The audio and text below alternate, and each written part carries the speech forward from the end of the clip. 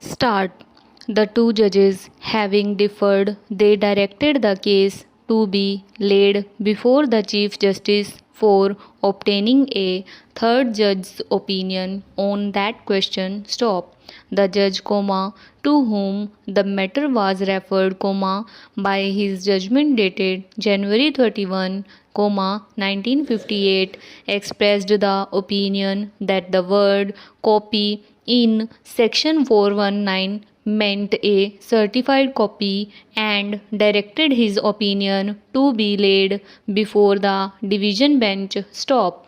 In view of the opinion of the third judge, the division bench held that the memorandum of appeal had not been accompanied by a copy within the meaning of section 419 and that on February 25, 1954, when a certified copy came to be filed, the period of limitation for appealing against the order of acquittal, had already expired, and that as the application for extension of the period of limitation had been dismissed, the appeal was barred and they accordingly, dismissed the appeal. Stop.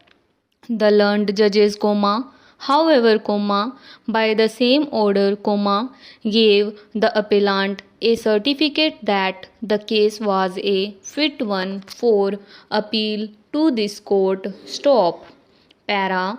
Section 419 of the Code of Criminal Procedure, under which the appeal was filed, provides that every appeal shall be made in the form of a petition in writing presented by the appellant or his pleader, and every such petition shall be accompanied by a copy of the judgment or order appealed against, and in cases tried by a jury, a copy of the heads of the charge recorded under section 367. Stop. Para. The sole question raised in this appeal is whether this section requires a petition of appeal to be accompanied by a certified copy of the judgment or order appealed from. Stop. It will be noticed that the section requires a copy of the judgment to be filed along with the petition of appeal. Stop. There can be no doubt that the ordinary dictionary meaning of the word copy is a reproduction or transcription of an original writing. Stop.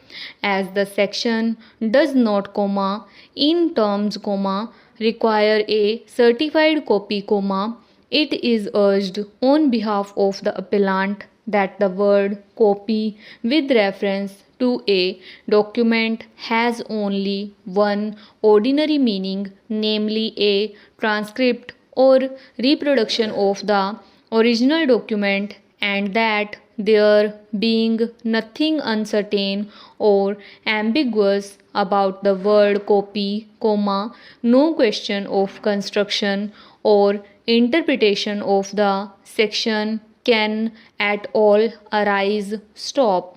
It is contended that it is the duty of the court to apply its aforesaid ordinary and grammatical meaning to the word copy appearing in section 419, and that it should be held that the filing of a plain copy of the judgment along with the petition of appeal was a sufficient compliance with the requirements of that section. Stop.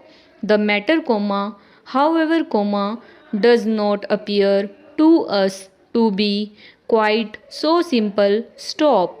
A copy may be a plain copy, that is an unofficial copy, or a certified copy, stop.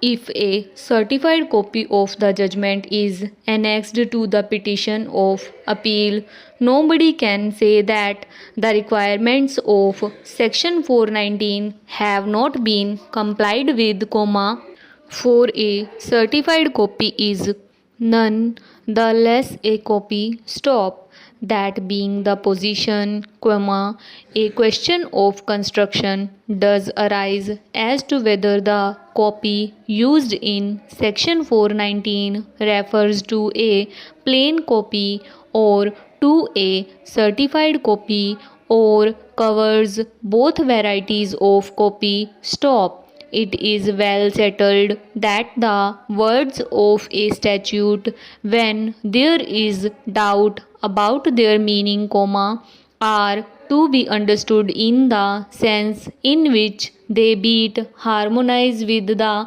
subject of the enactment and the object which the legislature has in view,